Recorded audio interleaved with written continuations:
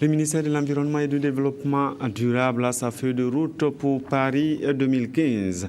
Elle a été présentée aux journalistes jeudi. L'objectif est de demander l'accompagnement des hommes de médias. C'est Sylvestre.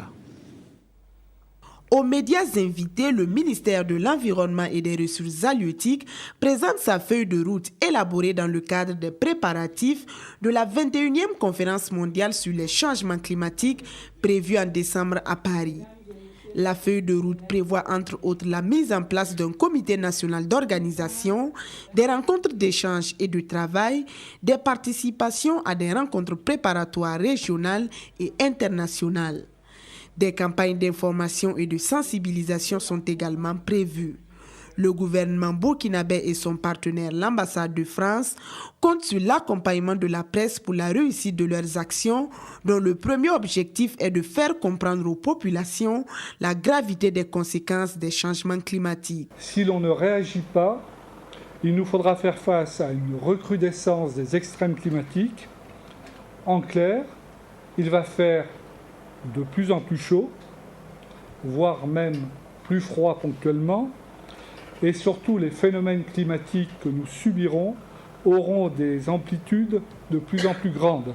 Nous allons connaître également des périodes de sécheresse accrues, dues notamment à la baisse de l'humidité dans les sols.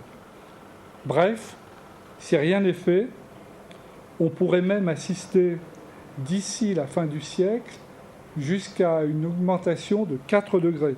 La situation est donc alarmante et des enjeux énormes nécessitent des solutions urgentes et énergiques au plan mondial.